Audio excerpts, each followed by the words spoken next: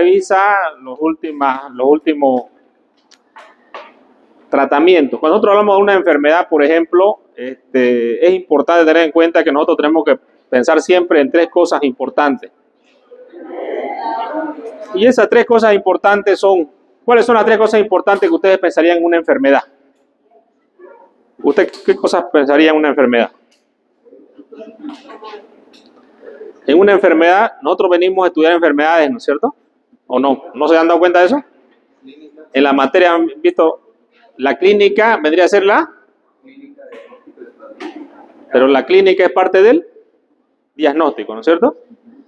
En realidad nos interesa el diagnóstico. El diagnóstico puede ser clínico, laboratorial y menor, ya lo hemos repetido eso al cansancio, ¿no es cierto? Nos interesa saber el diagnóstico, cómo diagnosticar esa enfermedad. Si yo vengo a esta clase, ¿no?, y yo veo trauma muscular periférico, yo tendría que pensar, ¿qué quiero aprender de esta clase? ¿No es cierto? Bueno, y siempre deberían hacer ese ejercicio cuando aprenden cualquier tema que sea. Y la pregunta es, ¿para qué me sirve aprender esto? Bueno, entonces, si hablamos de las enfermedades, vamos primero con el diagnóstico. Nos interesa diagnosticar esa enfermedad. ¿Sí? Una vez diagnosticada, nos interesa saber el tratamiento de la enfermedad. ¿Sí? ¿Cómo la vamos a tratar? ¿Y qué otra cosa me interesaría saber? Diagnóstico, tratamiento. Evolución, etiología, viene a ser parte del diagnóstico, ¿no? Algo que vaya después del tratamiento. Correcto, el pronóstico. Es importantísimo el pronóstico, ¿o no es importante? Por ejemplo, yo estoy jugando en una cancha de fútbol, ¿no? ¿Quién es jugador de fútbol acá? No hay ni uno. Había un equipo el año pasado. ¿Nadie juega fútbol? ¿Juega? Bueno, él está jugando fútbol y resulta que tiene una luxación de rodilla. ¿Qué pasa si él tiene una luxación de rodilla? ¿Qué sospechan? ¿Ustedes sospechan de una lesión vascular o no? Sí, ¿de qué arteria? Correcto, la arteria poplitea. ¿Y cuál es el porcentaje de probabilidad, el pronóstico? Si él viene y digamos, doctor, gracias, mire, me he luxado la rodilla. Como médico, lo básico yo tengo que saber, porque a veces ustedes, por ejemplo, la famosa llamada que le hacen a los médicos, ¿no? Algún amigo, ¿no? Oye, ¿no sos médico? No, sí, soy médico. ¿Sabes qué? Es que tengo a mi enamorada que está embarazada y quiero que le practique un aborto. ¿No sabes quién practica eso? Y ahí el médico se plantea varias cosas. De repente conoce a alguien que haga legrado, digamos, o haga abortos. Pero está bien decirle el nombre al amigo que vaya donde ese tipo que lo aborte. ¿Está bien o está mal? ¿Es ético o es antiético? Pese que no lo va a hacer él el aborto, digamos. Es antiético, correcto. Porque si pasa algo con esa paciente, que puede ser que lo pierda el bebé, o puede ser que tenga una complicación por el aborto y se muere, o no se muera, pero también tenga complicaciones después psicológicas o psiquiátricas, le va a decir algún día al amigo, vos me aconsejaste eso.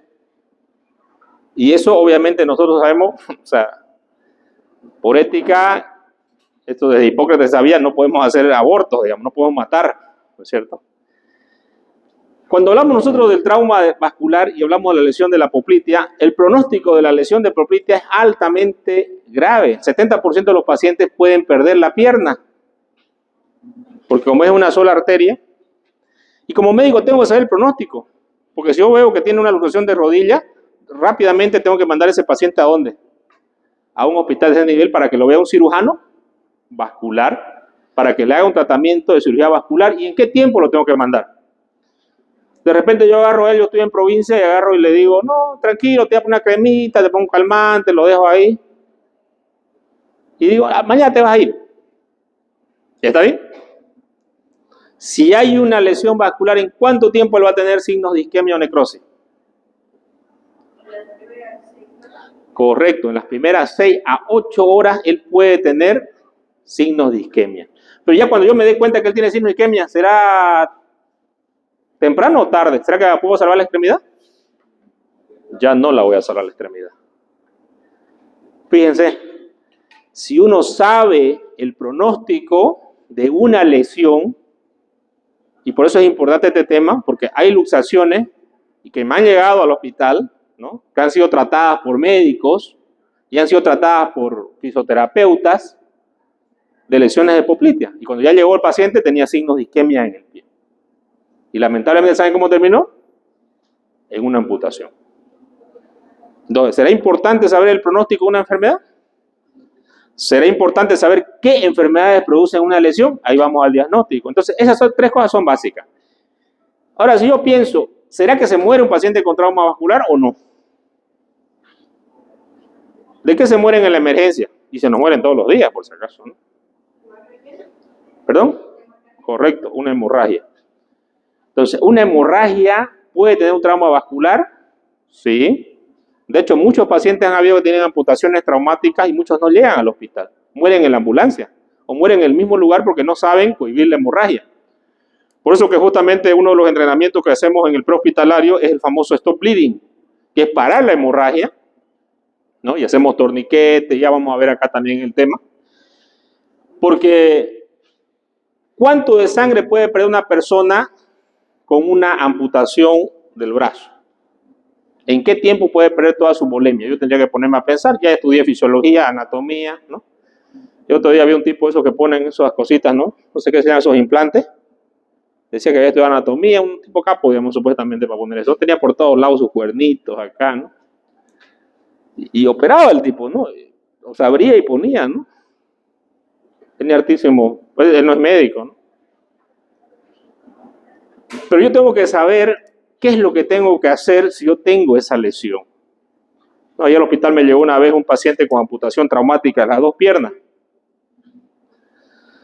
que se había dormido en las rieles del tren y el tren le pasó y le amputó las dos piernas. En ese tiempo recién estaba aprendiendo la tele, estoy hablando hace más de 20 años. Y yo recién era cirujano, pero ya los conceptos claros de la TLS los teníamos, ¿no? Llega el paciente al hospital y el que sí tenía la TLS, que era uno de los que fue a recibir al paciente, que era un compañero de residencia que trabajaba en UDEM, él era emergentólogo. El paciente llega vivo al hospital, choqueado, pero él no le ligó la extremidad. ¿Por qué llegó vivo? Llegó vivo porque estaba hipotenso, ¿no es cierto? Y él no le puso suero ni nada, solamente lo transportó. Entonces en el hospital terminamos de hacer la amputación en la misma emergencia, porque prácticamente las piernas estaban colgando. Hicimos un torniquete con sondas Foley en ambas piernas. Posteriormente el paciente pasó a sala, vino el traumatólogo, cortó el hueso. ¿Qué es lo que va a matar a un paciente en la emergencia? Siempre tengo que poner yo en la cabeza, y cuando estamos haciendo ahora las prácticas con los casos simulados, A, B, C. Cuando hablamos de esto, C. Habrán algunos signos que me van a indicar que el paciente está choqueado. Evidentemente hay signos que nos dicen claramente que un paciente está choqueado. Y no pueden pasar por alto. Porque si pasan por alto, ¿qué va a pasar? Entonces, diagnóstico, tratamiento, pronóstico. ¿Y después qué va a pasar? ¿Qué es lo que me interesa saber de todos los pacientes que tienen un accidente, una lesión? No.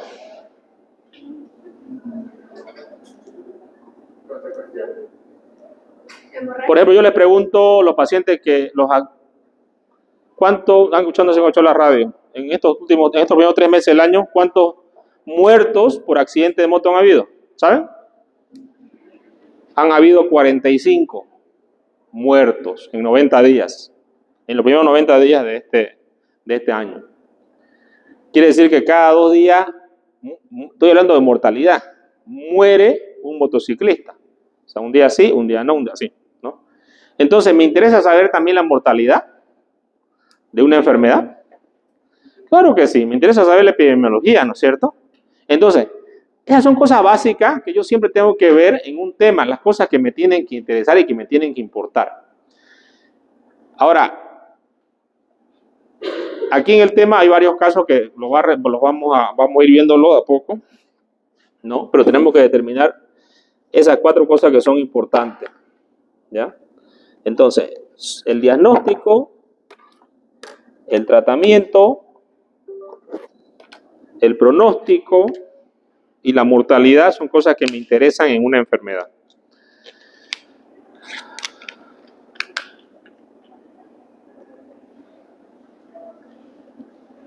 Muy bien. Entonces, ya hemos hablado acá de que las lesiones pueden ser un trauma vascular periférico cerrado o abierto. Abierto significa que tiene una lesión abierta hacia el exterior y está sangrando como una amputación traumática, una herida por arma de fuego o arma blanca, ¿no es cierto? La epidemiología nos va a decir la casuística de qué es lo más frecuente en cada ciudad. ¿Será que aquí tenemos nosotros pacientes que tienen heridas por arma de fuego o arma blanca?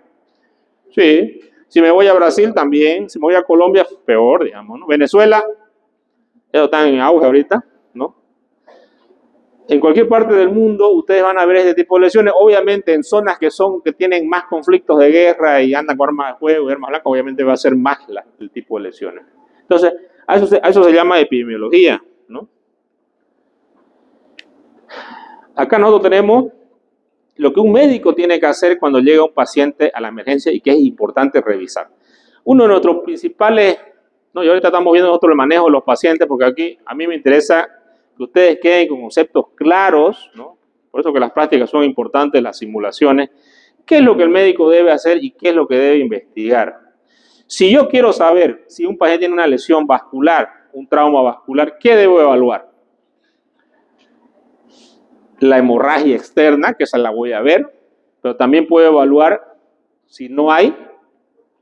¿Cómo yo sé si tengo signos de isquemia en la región distal de la pierna, por ejemplo? Bien, el llenado capilar, temperatura, pulso, ya que son signos importantes que tengo que evaluar. ¿Y tengo que tocar para eso? ¿Y tengo que ver? También tengo que ver. Entonces tengo que usar mis sentidos.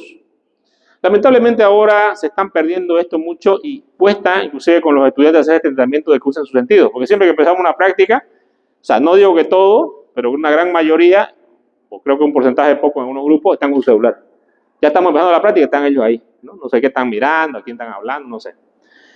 Pero hay una distracción de los sentidos y no puedo estar distraído. Porque yo en la emergencia tengo que estar con mis 5 sentidos porque tengo que activarme completamente en determinar rápidamente un diagnóstico. Porque algunos diagnósticos no pueden esperar. Y el paciente puede perder una extremidad. Pero eso es lo más bajo que puede perder, ¿no? También puede perder la vida.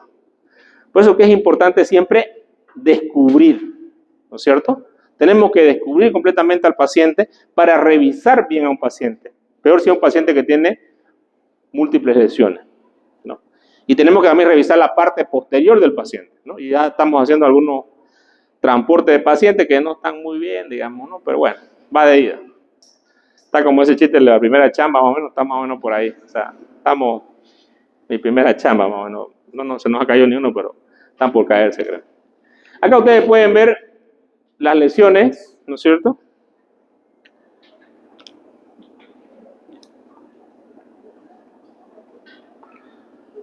Funciona esto. Aquí podemos ver las lesiones de una arteria femoral, puede ser profunda o superficial. En esa fotografía ya ustedes pueden ver que muchas de las lesiones también se pueden tratar quirúrgicamente, haciendo una anastomosis.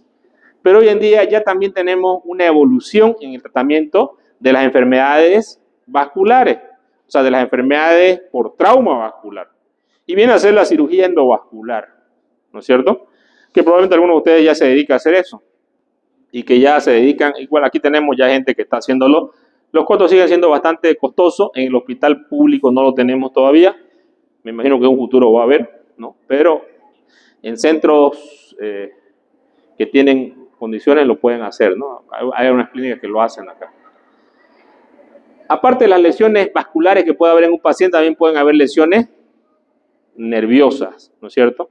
Y también los nervios se pueden reparar o amputaciones que puede pasar y también se llama del microcirujano, que es el cirujano que hace las uniones de ¿no? De estos nervios y estos vasos, obviamente en un tiempo prudente, ¿no? Tiene que ser un tiempo mucho antes de las 6 horas, ¿no? Porque después de ese tiempo ya no hay apoptosis y no vamos a recuperar la extremidad. Una de las primeras medidas que uno puede hacer es la compresión en el lugar de sangrado y un vendaje para parar la hemorragia. Y en casos más extremos donde no para esto, vamos a tener que hacer torniquetes, ¿no es cierto?, para evitar esto, o en casos extremos de lugares donde yo no puedo acceder haciendo un vendaje, como las axilas, por ejemplo, infraclavicular, en la región inguinal, son los lugares de riesgo para un paciente, porque no voy a poder parar la hemorragia. Y al no poder parar la hemorragia, ¿qué va a pasar? El paciente va a morir y se puede morir enfrente mío. Por eso es importante saber qué maniobras voy a hacer. Así como las maniobras que estamos aprendiendo de resucitación, también hay maniobras que tenemos que aprender de parar la hemorragia, ¿no? Es un pequeño entrenamiento que se llama stop bleeding, que lo vamos a hacer también con ustedes, ¿no?, para parar estas hemorragias.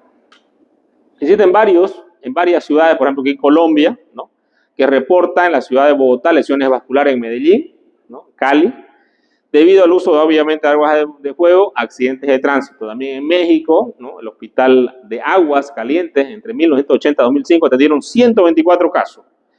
De estos 124 casos, trauma vascular, 104 corresponden al sexo masculino, ¿no?, 83.9%, y el resto al sexo femenino. El promedio de edad fue de 23 años, con un rango de 5 a 62 años. Y la causa más frecuente de lesión fue herida por objeto punzocortante. Estamos hablando de un arma blanca, ¿no? Aquí tenemos 51 casos, 41% fueron heridas por proyectil de arma de fuego, ¿no? Y otros casos también que tenemos, el 16.9%, contusiones.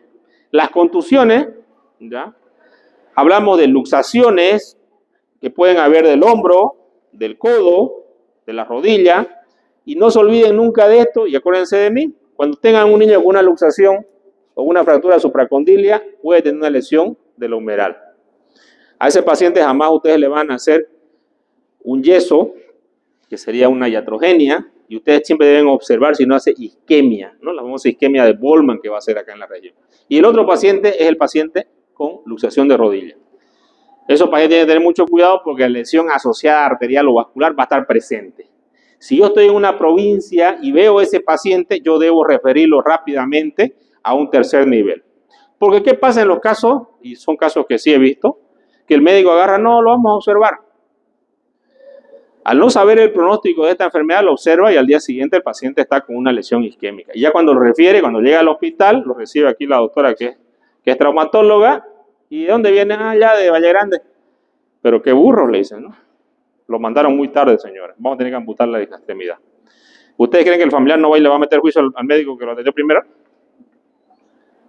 ¿Creen que le meto o no? Todos los casos que conozco, todos los casos han ido a juicio. Porque el médico que lo atendió no sabía el pronóstico y retuvo al paciente. Entonces yo no tengo que retener a los pacientes, tengo que transferirlos. Hay casos que puedo observarlos, pero hay casos que tengo que transferir. Por eso es importante saber el pronóstico de una enfermedad. Porque si yo sé el pronóstico, yo lo voy a referir a ese paciente, ¿no? Ahora ustedes que han pasado esta clase y si están atentos y no se olvidan, cuando tengan un caso así, lo van a referir rápidamente al paciente para que el paciente no tenga una lesión isquémica, ¿no?, y pueda ser resuelta con un cirujano vascular, que obviamente eso lo va a hacer en un centro de trauma. Algo que es importante es evaluar con un pulsoxímetro, ¿no?, ambas extremidades para ver cómo está la saturación. Cuando hay una lesión vascular, obviamente va a ir disminuyendo la saturación. Vamos a tener una piel pálida, no va a haber pulso, ¿no?, el llenado capilar va a estar aumentado, ¿no es cierto?, más de 2 segundos. Pero también tenemos estudios como la arteriografía o la angiotomografía que nos van a evidenciar lesiones en los vasos. Y esto es importante también saberlo. Aquí tenemos otro hospital universitario de Honduras que tiene un trauma de 100% de los casos. Dentro de las causas de estos pacientes, 14 casos, 66% fueron agresiones.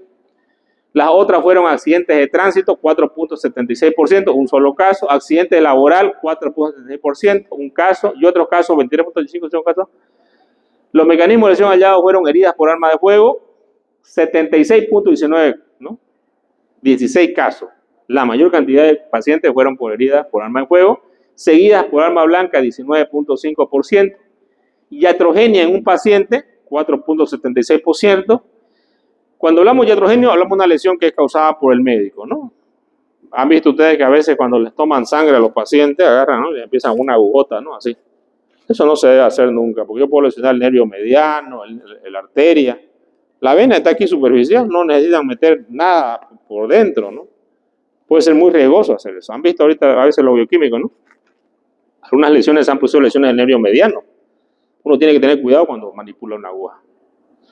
Porque cualquier vena o arteria que yo quiera ir a puncionar no está pues a kilómetros, digamos, ¿no? Entonces yo no voy a agarrar el brazo de una persona y voy a hacer esto, digamos, ¿no?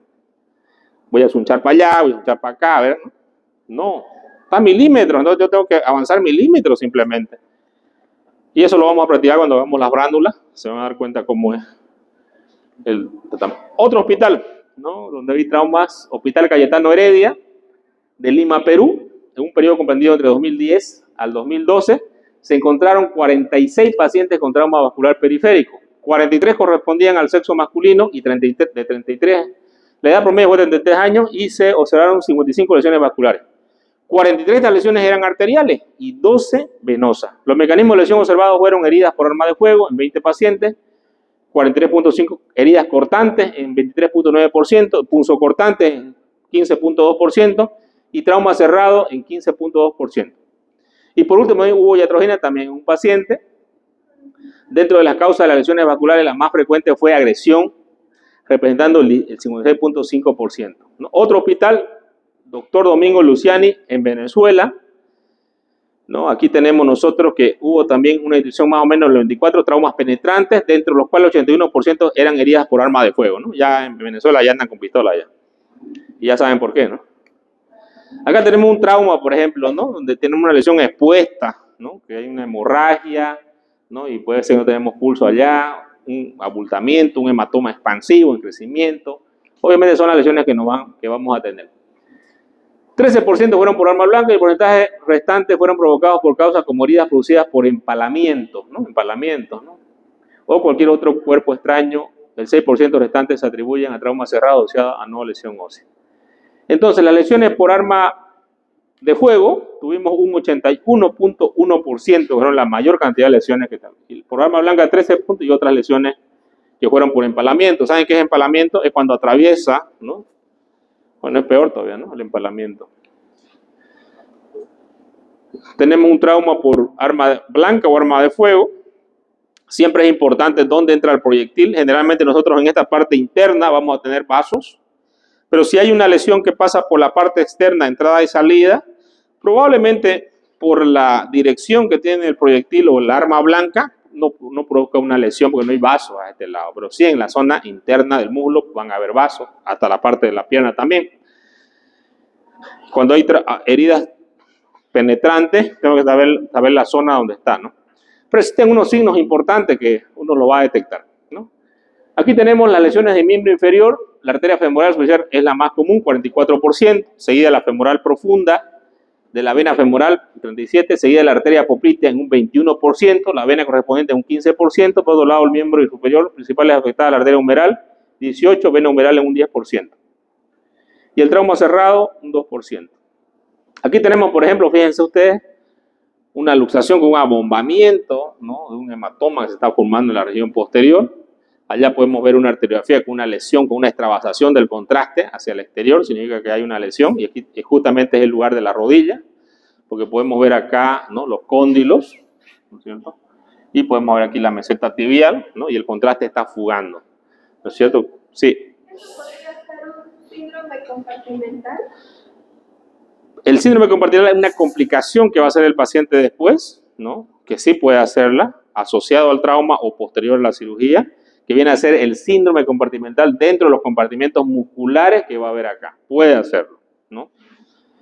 Pero hay que evaluarlo en el momento, ¿no? Un hematoma expansivo puede hacer un síndrome compartimental periférico. Ahí tenemos síndrome compartimental también abdominal, en este caso es periférico.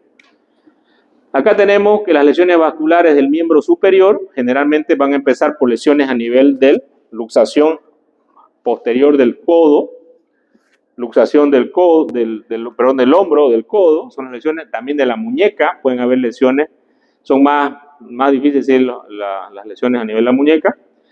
Y cuando tenemos una fractura proximal de húmero, vamos a tener una lesión probablemente de la arteria humeral, pero si hay una fractura supracondilia de húmero, vamos a tener una lesión probablemente de la arteria braquial distal inclusive isquemia del antebrazo, ¿no? Justamente por eso las fracturas supracondilias son una de las que tenemos que tener cuidado cuando valoramos este tipo de pacientes y referir realmente a un centro de tercer nivel o que tenga la complejidad de un cirujano vascular.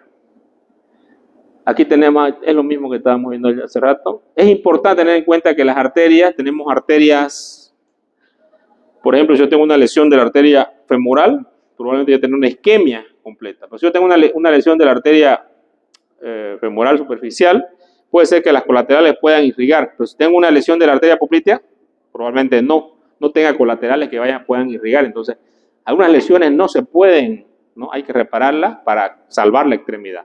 En esos casos, tengo que tener en cuenta cuáles son troncos arteriales, así como el axilar, por ejemplo, ¿no? Que son troncos importantes. Tenemos otras lesiones también vasculares que pueden aparecer, que son los pseudoaneurismas, las fístulas arteriovenosas, ¿no? Los falsos aneurismas. Por ejemplo, ¿qué es un pseudoaneurisma? Cuando hay una lesión arterial, ¿no?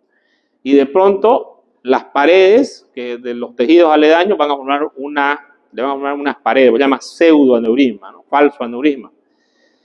Y estos falsos aneurismas generalmente la clínica va a ser después que tuvo el trauma, a los días, ¿no? El paciente va a empezar a se va a palpar un soplo, ¿no? Se conoce como frémito. Y si ustedes lo ocultan, pues se va a ocultar un soplo en el lugar, ¿no? Y si yo le hago un estudio arteriográfico o una tomografía con reconstrucción vascular, yo voy a ver esto, ¿no? Que viene el contraste, da la vuelta y vuelve otra vez. Entonces, a esta se llama pseudoaneurisma. Evidentemente también tiene que ser quirúrgico porque este pseudoaneurisma va a seguir creciendo y le va a dar problemas al paciente, ¿no? También tenemos las fístulas arteriovenosas, que son otro tipo de lesiones cuando ha habido lesión de la vena y la arteria, va a haber una comunicación entre la arteria y la vena. ¿Y qué va a ocurrir? Como tiene mayor presión la arteria que la vena se va a empezar a hematizar, ¿no? Y son lesiones que van a aparecer después de las lesiones en trauma y también pueden afectar la extremidad con el tiempo, ¿no? Luego tenemos lesiones que pueden ser lesiones por espasmo arterial, ¿no? En las luxaciones, cuando hay un estiramiento del plexo braquial, por ejemplo, puede haber un espasmo, ¿no? Una luxación de tobillo, ¿no? Cadera. Puede haber un espasmo arterial. En los traumas vasculares, los vasos lesionados periféricos, ¿cuáles son los más frecuentes? Tenemos dos que son los más frecuentes, la humeral, un 18%, y la femoral superficial y la humeral, ¿no? Son las dos que son las más frecuentes. Seguida el tronco tibioperoneo en 21%, poplitea 1.5%, ¿no? Que son las otras son en menor proporción. Este cuadro es muy importante tenerlo en cuenta y no olvidarse.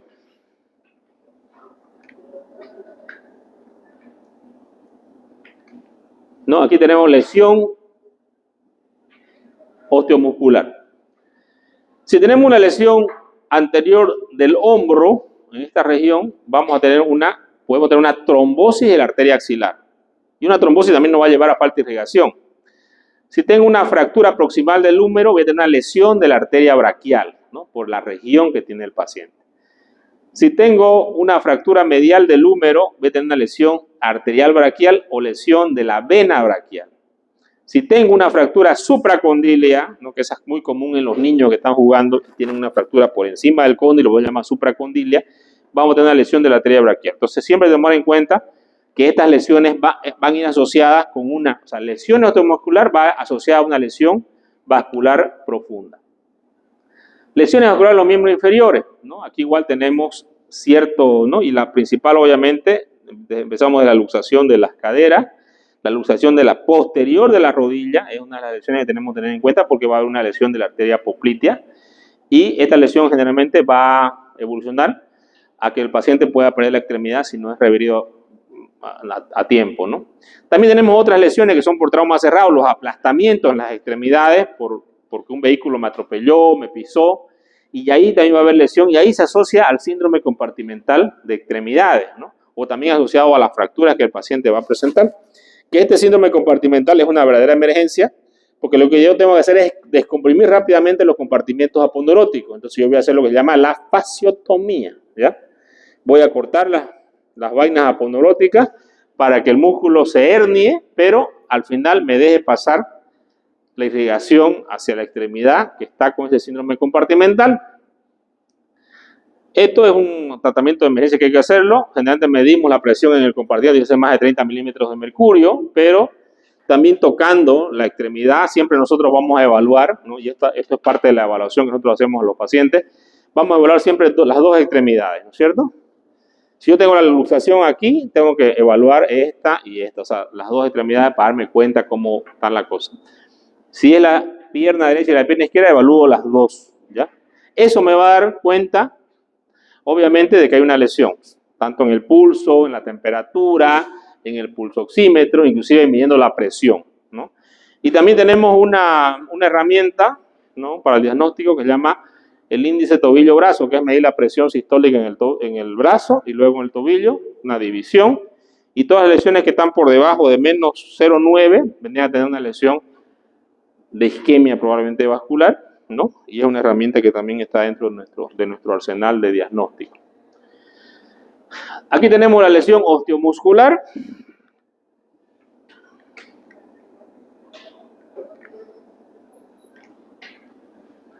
Lesión osteomuscular, lesión vascular probable. Estamos hablando de la extremidad superior, ¿no? A nivel de la cadera, luxación de fractura o cabeza de fémur rara vez produce una lesión vascular. Pero la fractura de tercio distal de fémur sí produce una lesión de la arteria femoral superficial. Y la luxación de rodilla está asociada a una lesión de la arteria poplitea. ¿Qué cosas son importantes para el manejo de los pacientes y para el diagnóstico, no? Es importante, ¿cómo diagnostico esto?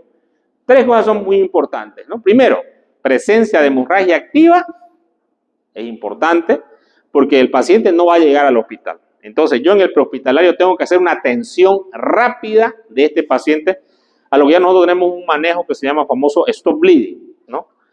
El stop bleeding, dependiendo del tipo de lesión que sea, si es en una extremidad, puedo hacer una compresión directa con una venda, ¿no? Inclusive puedo hacer un empaquetamiento, si no para con eso, puedo hacer un torniquete.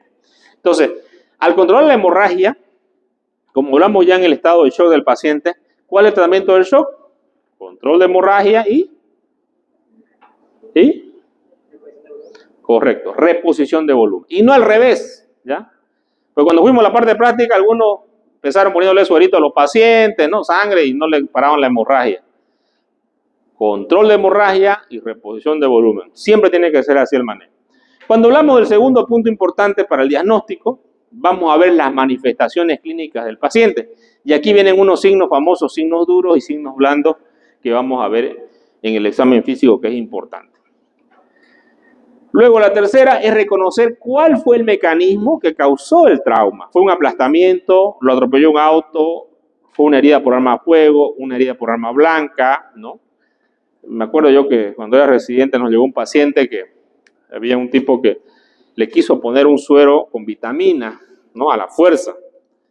Y al meter la vitamina, le puso la vitamina en la arteria. No se la puso en la vena. ¿Y qué pasó? Todo el medicamento se fue a la extremidad, ¿no? Donde le puso a este nivel de la arteria y todo bajó hacia abajo. El paciente tenía dolor, tumefacción y quedó con un miembro frío porque hizo una trombosis. No mejoró con heparina, ¿no? Lo tuvimos ahí casi una semana, no mejoraba, dolor, más dolor. Posición hacia arriba, heparina, no mejoró con la heparina, hizo trombosis. Se le liberó las arterias, pero ya llegó hasta al mismo músculo, la vitamina, y al final terminó en amputación. El cirujano vascular me comentó que él tuvo un caso similar en Potosí, en una mina de Potosí, de un paciente que había pasado lo mismo, y otro caso fue en el japonés, y de ahí hasta la fecha no he visto un caso similar. Pero no todas las soluciones se pueden colocar en la arteria, ¿no? La arteria no se puede colocar cualquier solución, ya de hecho no se deben colocar soluciones. Aquí tenemos la luxación de la rodilla, fíjense ustedes, en una radiografía se puede ver claramente que está fuera del área, no está en el área correspondiente, ¿no? Y ya dijimos que esta luxación es compatible con una lesión de arteria poplitea. Muy bien. Entonces, fíjense acá el libro dice, usa el sentido común, ¿no? Yo les digo, una vez usen el sentido común, ¿no? No, eso no existe, dicen, no está en los libros, ¿no? Bueno, está en el libro, León, por si acaso. En la vida siempre debemos usar el sentido común. Es importante usar el sentido común para todo, ¿ya? Y el sentido común va a ser lo que yo tengo que hacer por el paciente, ¿no?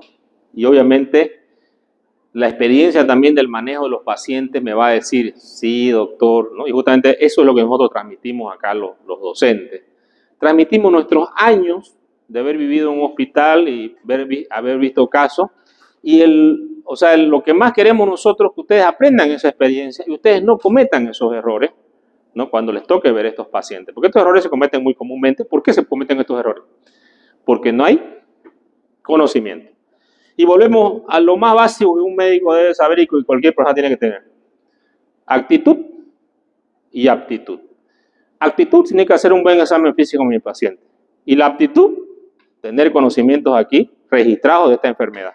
Y obviamente habré venido a la clase del doctor Veraste, bueno, que va a ser fundamental para su vida como médico. Al menos si ven este caso. Entonces, si yo no llego al diagnóstico con la clínica, tengo estudios de imagen. ¿Cuáles son mis estudios de imagen? Ecografía, ecodoppler, arteriografía, tengo también la resonancia magnética, ¿no? Tengo la angiotomografía, que ahora es lo que más se hace es la angiotomografía, y ahorita vamos a ver por qué. Y dentro también de estos procedimientos tenemos arteriografía y también el procedimiento endovascular, que en algunos lugares tienen los famosos sistemas de un quirófano híbrido. Me llega mi paciente con trauma vascular y yo tengo ahí ya un fluoroscopio en el mismo quirófano, ¿no? Donde yo ya puedo hacerle una inyección arterial y ya tengo mi cirujano endovascular que va a estar ahí para ponerle un stent, ¿no? O para ponerle, depende de qué es lo que tenga el paciente, y hacer un tratamiento endovascular. Pero obviamente eso no hay en todas partes, pero en algunos lugares sí existen estos tratamientos. Entonces empezamos con el ecodoppler, ¿no? Que es el que va a valorar el flujo arterial. Pero también tenemos nosotros el ecodoppler de sonido, ¿no? Que yo puedo, cuando yo no palpo el pulso de un paciente, puedo colocar el ecodoppler que tú me dice que está el pulso arterial ahí, ¿no? Que está mínimo, pero que está. Entonces tengo el ecoduplex y tengo el ecodoppler, ¿no? El ecodoppler que me sirve para vascular, para ver el latido de la arteria o también de la vena. Y estas son máquinas portátiles que las puedo usar en cualquier lugar en la emergencia, ¿no? Esto es algo que no debemos olvidarnos porque es pregunta de examen, ¿ya? Y aparte de ser pregunta de examen, es algo que es importante para mi vida como médico cuando yo evalúo a un paciente con probable lesión de trauma vascular. Signos blandos y signos duros de una lesión específica vascular. Signos blandos. Historia de hemorragia. Sangró. Heridas en extremidades y shock inexplicable. Déficit neurológicos en nervios periféricos proximales vasculares. Fracturas de alto riesgo, ¿no? Luxaciones o heridas penetrantes relacionadas con trayectorias vasculares. Y pacientes con soplo y ofrémito. Los signos duros: hemorragia activa, hematoma expansivo, ausencia de puntos vitales, índice de tobillo-brazo menor de 0,9% con el uso de Doppler. Entonces aquí yo tengo signos que evidentemente me indican que sí hay una lesión vascular, es inequívoca la lesión vascular. Y con los signos blandos a veces yo tengo que tener dos signos blandos para decir si es una lesión vascular, o dos signos blandos y un signo duro, ¿no? Y me dice si es una lesión vascular, ¿no es cierto? Porque no son tan claros, vos llaman signos blandos, no son tan específicos. Pero los signos duros sí, los signos duros son bastante cerca del diagnóstico, ¿no? Cuando hablamos de la especificidad de algunas pruebas, por ejemplo, la prueba, el índice tobillo-brazo es una prueba con alta sensibilidad, ¿no? Que sí me va a indicar una lesión vascular que tenga el paciente al medir la presión sistólica del miembro superior y de la extremidad, y siempre tengo que comparar las dos, ¿no? La derecha con la izquierda, o sea, la derecha y también la izquierda, ¿no? Tanto arriba como abajo. Entonces, fíjense, aquí yo tengo una lesión vascular, ¿no? A este nivel, a nivel femoral. Entonces, yo voy a ver un paciente que no tiene lesión vascular y uno que tiene lesión vascular.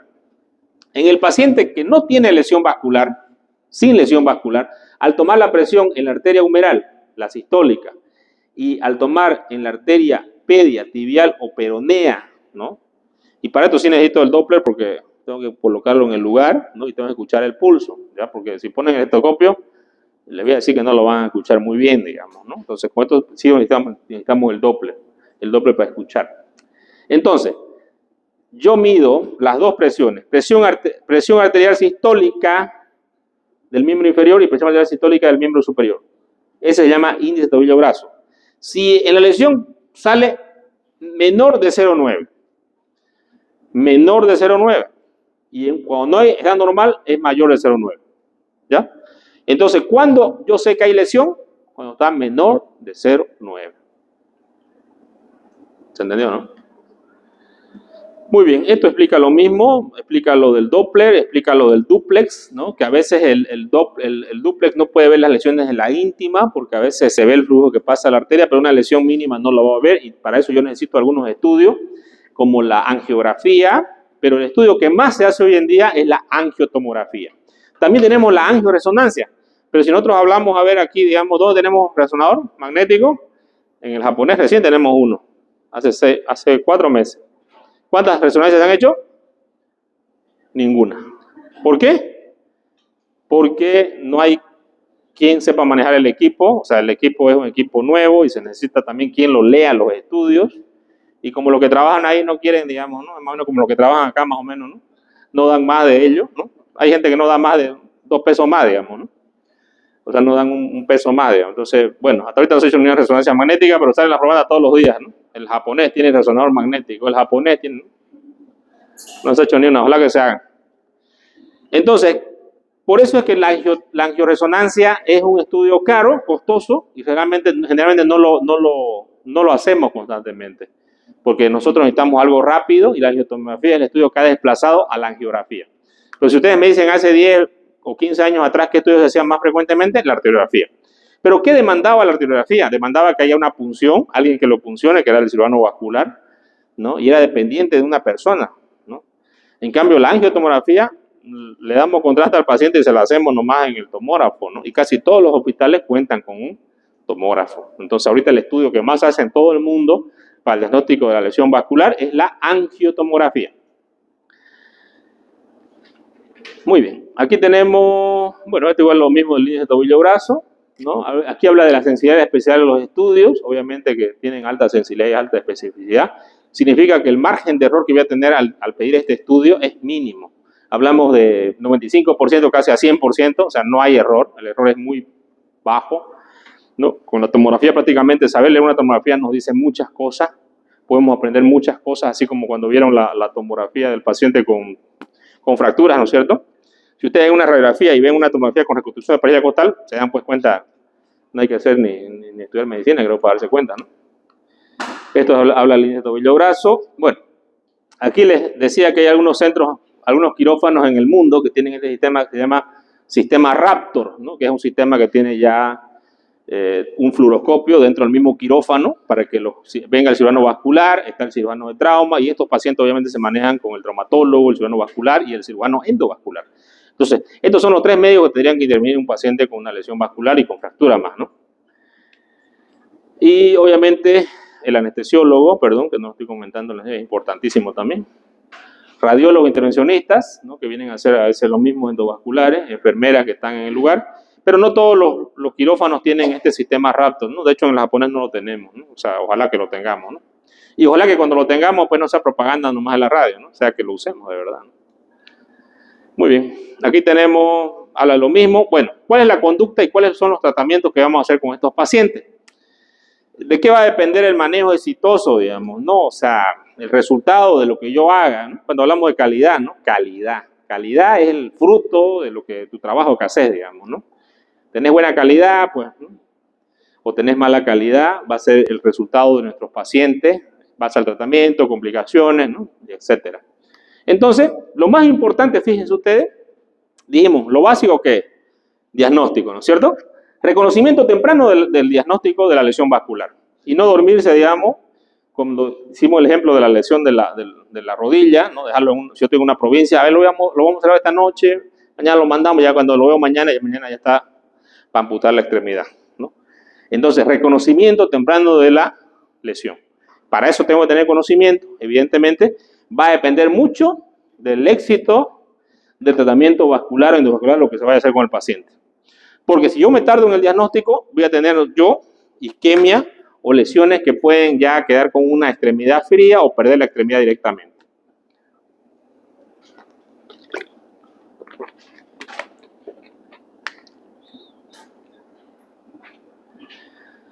Bueno, aquí tenemos una reconstrucción tomográfica de las arterias, ¿no? Pues no se podría ver tranquilamente una lesión arterial, ¿no? Aquí vemos la parte anterior y la parte posterior, en el lado que está a la derecha, ¿no?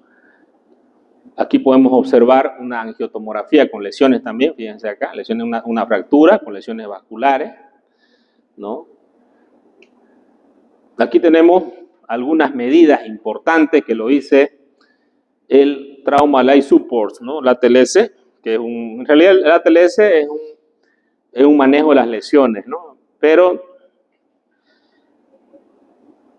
esto no quiere decir que es todo, digamos, ¿no? O sea, inclusive dentro del ATLS hay otros manejos, como el manejo del politraumatizado, para la atención adecuada del paciente. Y yo tengo dos opciones. Una es el stop bleeding, ¿no? Que es comprimir directamente sobre la herida, ¿no? Y en lugares donde yo no pueda hacer accesible, la sonda Foley es un material muy importante que yo voy a tener. ¿Por qué la sonda Foley? Porque la sonda Foley, bueno, no quiere decir que le van a colocar la sonda Foley a la uretra, por si acaso, ¿no? Cuidado que por ahí tengan un trauma vascular ustedes, sonda Foley, ¿no? O sea, le van a poner la sonda Foley a la lesión. Por ejemplo, acá ustedes pueden observar, ¿no? Aquí pueden observar ustedes varias sondas Foley que están acá colocadas, ¿no? Aquí fíjense, ¿no? Se introducen en la herida y se infla el balón que está dentro, ¿no? El baloncito. Pero no me para la hemorragia, le pongo otra y voy, ¿no? Ahí fíjense, hay 1, 2, 3, 4, 5 creo que son sondas Foley, ¿no? Y todas están cerradas, ¿no? Y aparte de eso, el médico está comprimiendo la región, ¿no es cierto? Y acá tiene, ya están midiendo la diuresis, una sonda Foley, aquí lo están anestesiando al paciente, ¿no? Pero el médico, ¿qué está haciendo? ¿Puede soltarlo? No. No puede soltar. El otro día cuando estábamos haciendo las prácticas, ¿no? Había uno que ambuceaba, ¿no? Y se olvidaba rato de ambucear, ¿no? Se ponía a hacer otra cosa, se distraía, fíjense ustedes, ¿no? Por eso es importante, cuando hacemos el manejo de los pacientes traumatizados, cada uno tiene su obligación. Si el médico que está aquí arriba, ¿no? No hace la ventilación, ¿será que el paciente vive? No. Si el médico está aquí comprimiendo aquí abajo, y de un rato se olvida y deja de comprimir, ¿será que vive el paciente? No. Entonces, cada uno tiene una tarea importante, ¿no? Aquí hay otro médico que está por este lado también, probablemente estén los cirujanos cambiándose, de la enfermera lista para también con los materiales. Entonces, todos tenemos que ser un equipo. El trabajo del médico siempre va a ser en equipo, ¿ya? Yo no les digo a ustedes que se lleven bien, no les digo, pueden llevarse mal, si quieren vayan a pelearse, no me interesa, ¿no? Pero cuando estén trabajando, llévense bien, ¿ya? Cuando estén en un hospital, en el internado, y que les digo porque yo he visto casi muchas cosas en estos 20 años. Los internos se pelean con otros internos, que es flojo, que se peina mucho, que no sé qué, que no hace. Tenemos que trabajar en equipo, tenemos que aprender a trabajar en equipo. Cuando somos residentes también tenemos que aprender a trabajar en equipo. Y cuando yo soy jefe también. De repente yo tengo un problema con el terapista, pero el día que estoy operando a un paciente tengo que ir a hablarle para que valore un paciente para que me lo suba a terapia. Y no puedo tener problemas con los otros colegas. Y si lo tengo, pues, en lugar de trabajo no lo puedo tener, ¿no? Después ya si quiero me peleo, no sé, pero ahí no. A eso se llama flujo de un trabajo adecuado que vamos a tener en equipo. Por eso que es importante que debemos aprender a hacerlo. ¿Cuándo lo van a aprender a hacer esto? Ahora. Justamente en las prácticas de simulación es importante practicarlo, ¿ya? Y luego obviamente lo van a seguir practicando, y si no lo practican, pues evidentemente van a fallar ustedes, ¿no? Van a fallar porque no podemos trabajar solos, lamentablemente. Siempre necesitamos el trabajo de equipo. Entonces aquí habla de las lesiones que ya hablamos, ¿no es cierto? Las lesiones popliteas, ¿no? Que ya se determinaron, por ejemplo, en la guerra de Corea, las lesiones que hubieron con lesiones quirúrgicas arteriales periféricas de la poplitea, ¿no? Las amputaciones eran inferiores, o ahora son inferiores al 10%, pero en ese tiempo eran más del 50%, ¿no? Pero ya obviamente hablamos hace 5 décadas atrás. Esto cada vez ha ido mejorando, ya que existe el diagnóstico temprano, los estudios de imagen que no son como los de antes, son más rápidos, y más rápido interviene el cirujano vascular. Entonces, cuando hablamos del pronóstico, ¿no? Dijimos acá, pronóstico. También a mí me interesaría saber si una extremidad lo puedo salvar o no la puedo salvar, ¿no es cierto? Y esto es lo mismo que cuando hacemos la respiración cardiopulmonar, ¿no es cierto? No vamos a amputar directamente a un paciente, directamente lo vamos a amputar. No. Depende de cuándo nos llegó a nosotros, ¿no es cierto? Nosotros vamos a hacer siempre, porque dijimos 6 a 8 horas, pero llegó a las 10 horas. Lo amputan. Claro, pero es lo mismo que dijimos del paciente que reanimamos, ¿no es cierto? El paciente llega después de 1 hora y nosotros tenemos que reanimarlo, ¿no es cierto? Porque como médico nosotros siempre vamos a dar la oportunidad. O sea, nuestro principal objetivo es dar la oportunidad de vida. Mi trabajo es reanimarlo. Porque en medicina 2 más 2 no son 4 y pueden ser 5 o pueden ser 1. Y yo tengo que dar siempre la respuesta. Yo no puedo decir, no, lo amputo una vez. Y justamente para eso tenemos algunos criterios, ¿no? Que aquí los vamos a mencionar. Estos criterios son importantes. Indicaciones, ¿no? Para la amputación. Aquí tenemos indicaciones. Indicaciones de Lange para la amputación primaria de la fractura de la tibia 1985. Indicaciones absolutas de disrupción anatómica total del nervio tibial posterior en el adulto. Lesión por aplastamiento con isquemia más de 6 horas. Indicaciones absolutas para la amputación. 1985. Indicaciones relativas. Asociadas a politraumatismo, lesiones ipsolaterales severas del pie. O sea, significa que tenga una lesión de la pierna, del muslo, y también tenga una lesión en el pie similar, digamos, por aplastamiento. Imposibilidad anticipada para lograr una buena cobertura de las partes blandas y reconstrucción del miembro.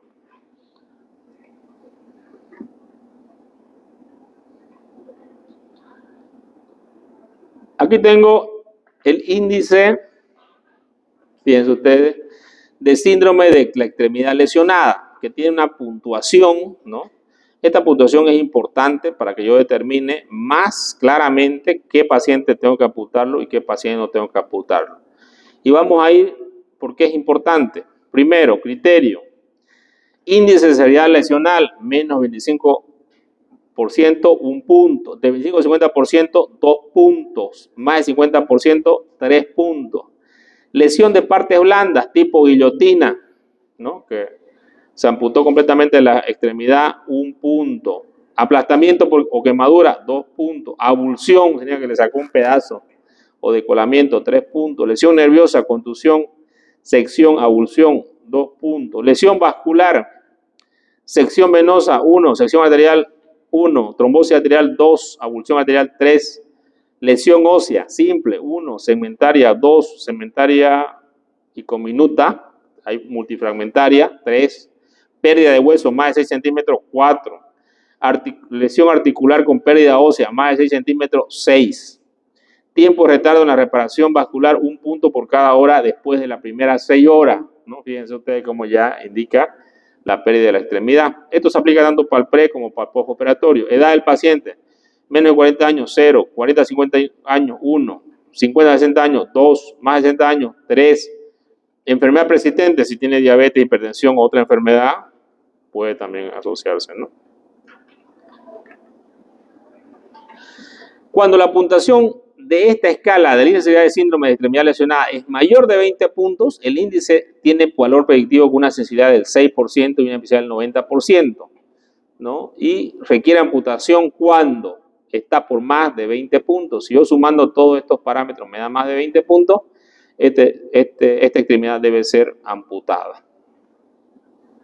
Tengo también otro índice, índice predictivo de la salvación de la extremidad, ¿no? Y esto toma otros criterios. Lesión de arterial suprapopliteo, 1, popliteo, 2, infrapopliteo, 3, grado de lesión ósea leve, 1, moderada, 2, severa, 3, grado de lesión muscular leve, 1, moderada, 2, severa, 3, intervalo del momento de la lesión y la operación, menos de 6 horas, 0, de 6 a 12 horas, 2, más de 12 horas, 4.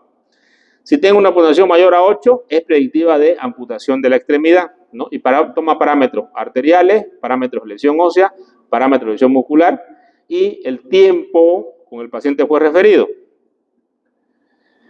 La amputación de severidad de la extremidad lesionada toma factores de lesión esquelética, partes blandas, baja energía, 1, mediana energía, 2, alta energía, lesión de arma de fuego, aplastamiento, 3, muy alta energía o lo anterior más gran contaminación, 4, isquemia de miembro, pulso reducido, ausente, perfusión normal, 1, pulso ausente, relleno capilar disminuido, 2, extremidad fría insensible, 3, shock, presión sistólica mayor de 90, 0, presión sistólica transitoria menor de 90, 1, Presión sistólica persistente menor de 90, 2.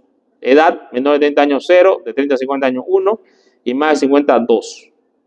Si tiene una puntuación de severidad de la extremidad lesionada menor de 7 puntos, es predictivo de salvación del miembro con un 100% de probabilidad de salvarse la extremidad, ¿no? Menos de 7 puntos. Otro índice de salvación de la extremidad que tiene igual toma parámetros arteriales, lesión nerviosa, lesión ósea, lesión cutánea, lesión muscular y lesión venosa profunda. De acuerdo a todos los puntos acá, ¿no?, mencionados por las lesiones que va a presentar en cada una de estas estructuras, si el paciente tiene menor de 6 puntos, hay posibilidad de salvación, y si es igual a o mayor a 6, entonces es predictivo de amputación. Estos son los criterios últimos que hay uno más. Igual marca lo mismo, lesión nerviosa, ¿no? La lesión ósea, ¿no?, la lesión muscular, y también habla de la presión arterial porque es importante la irrigación de la extremidad, ¿no es cierto? Aquí ya toma un valor sistémico, fíjense, en estas últimas dos, que antes no se las tomaba, ¿no? La hipotensión transitoria o hipotensión persistente, obviamente, va a tener menos chance de sobrevida del paciente, ¿no? Esta es la puntuación de lesión nerviosa o isquemia, se conoce como NIB